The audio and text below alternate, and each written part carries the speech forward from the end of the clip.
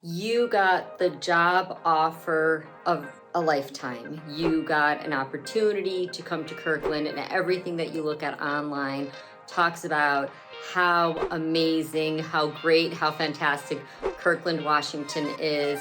And you cannot wait to get here. But in the back of your mind, you're thinking, can it really be this good? Today we're going to talk about the things that you might not have heard about Kirkland, Washington, and reasons why you might not want to move to Kirkland.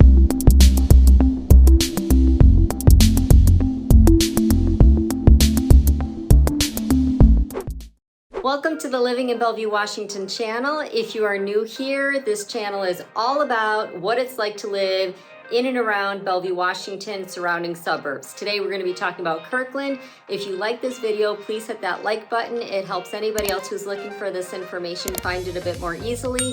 And if you want to find the next videos that I post, please hit that notification bell and that subscription button down below, and you'll be notified anytime I upload a new video to this channel. This channel is, again, all about what it's like to live in and around Bellevue, Washington, and we cover a lot of the different suburbs. I tell you what it's like to eat, sleep, breathe, the up, the down, the ins and outs, the good, the bad, the ugly of what it's like to live right here in the Pacific Northwest. Look, my name is Silva. I'm a real estate agent in Bellevue, Washington, and so many people are reaching out to us because they're relocating to this area and they want to have people who can really understand their needs and help them find exactly what they're looking for and find a home. They text, they email, they call. You can do the same thing. Get on my calendar link down below. Text me, call me, email me, whatever it takes, reach out to me. Me and my team will be happy to help you discover the Pacific Northwest and find the place that's right for you. So today, again, we're going to talk about Kirkland, Washington. Kirkland is a relatively large town, small city of just under 100,000 people, and it is located due north of Bellevue, Washington, due west of Redmond, Washington, and due east of Seattle, but across from Lake Washington. Seattle is on the western shores of Lake Washington, and Kirkland sits on the eastern shores of Lake Washington. So if you're looking for it, I'll pop a map up here for you. Make sure you stay till the end because I think the end is going to be worth it for you. But right now, number one is weather. It is the evergreen state. It is absolutely beautiful here when the sun is shining. But let's be real, from October to May, it is going to be gray. We do get quite a bit of rain, not as much rain as a lot of other places. However, it drizzles all the time. We are very highly rated for people with seasonal affective disorder, otherwise known as SAD. And it's not even the rain. It is a cold like you wouldn't believe. It's damp and humid, and when it's cold, you're cold to the bone. Gray skies. If that is not your thing, if you thrive on sunshine, if you need warm weather, Kirkland, Washington, Pacific Northwest is not going to be for you.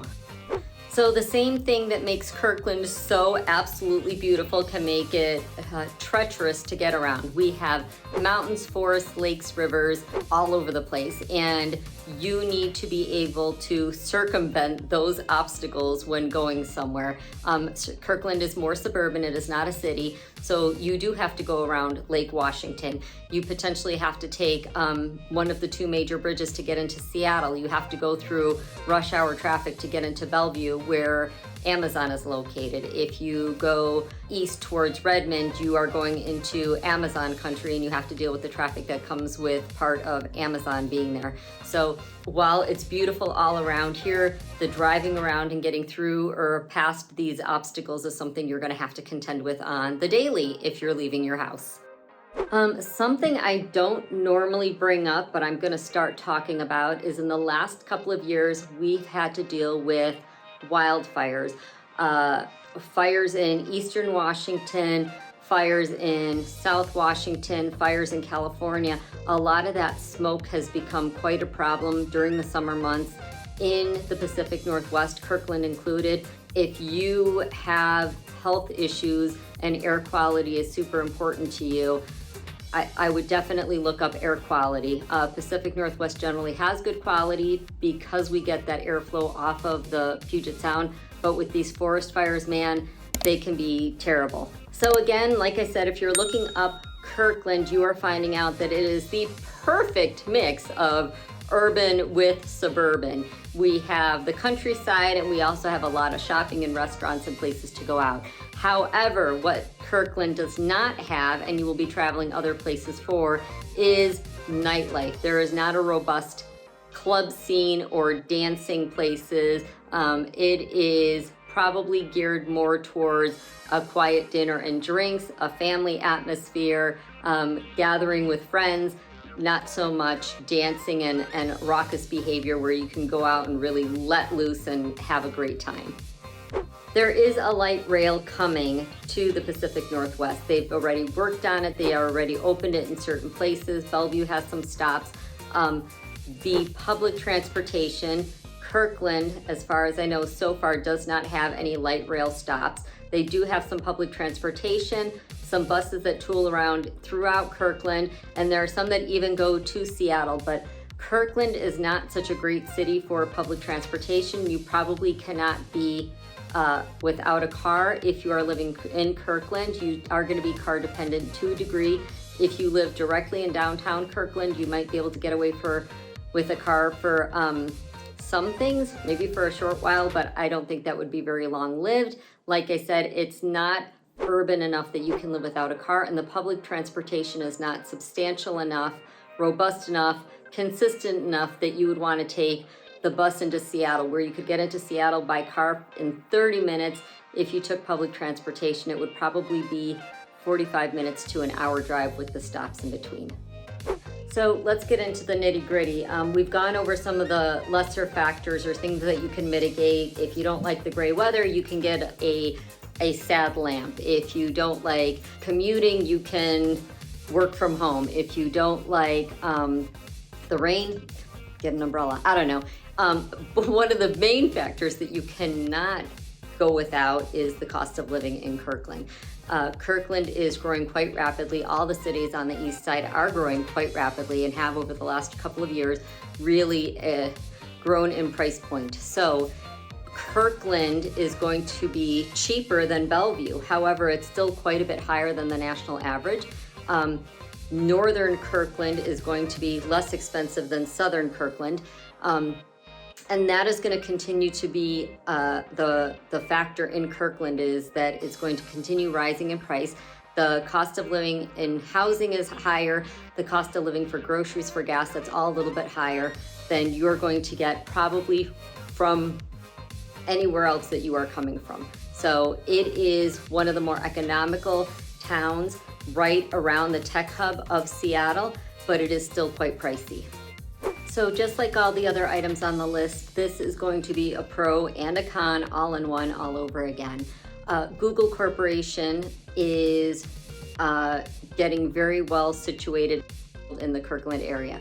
So in Bellevue, we have several buildings occupied by Amazon, and a lot of the workforce is pouring into Bellevue and already into Bellevue, getting to those workplaces.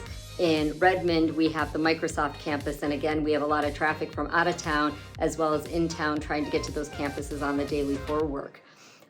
Google was established in the Seattle area quite a few years ago, but recently has developed a campus. They have 2 8-story buildings currently open this year in Kirkland, and they're going to be doing 2 more buildings. The South building, I believe, opening in 2023, and the East building opening in 2025. And along with that, now those 4 spaces, I believe, are the equivalent of just over 750,000 square feet of office space. They are also acquiring, designing, and planning another large development also in Kirkland.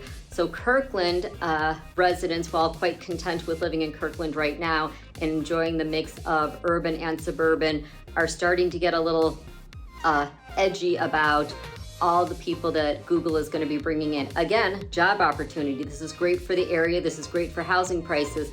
However, it is going to put more stress on the infrastructure than it can probably handle, at least temporarily, because it is going to be bringing quite a few more people into those campuses.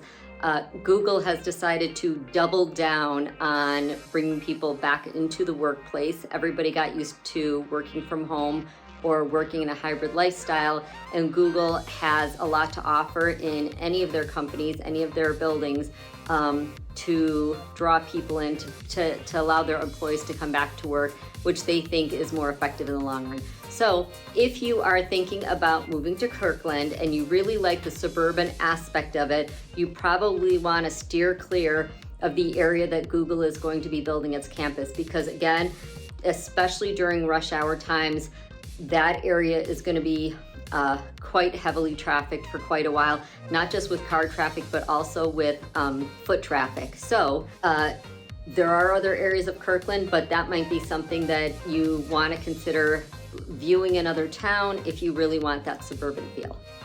When, like I said, there are so many pros to this area. It has a base of residents that are exceptionally happy with their lifestyle here in Kirkland. Outdoor life, indoor life, the things they get to do, their quality of life, their housing. People really, really, really do enjoy Kirkland, and it is in newspaper headlines repeatedly for being the best place or one of the best places to live, XYZ, because of so many different reasons. However, there are some things to take into consideration, and I hope this video was helpful to you. Please reach out to me if you are considering moving to Kirkland. I'm here to help you. If you are interested in finding out more about any of the other neighboring suburbs, give me a call, send me an email, shoot me a text, get on my Calendly link down below. My team and I are here to help you, and we can't wait to bring you to the Pacific Northwest.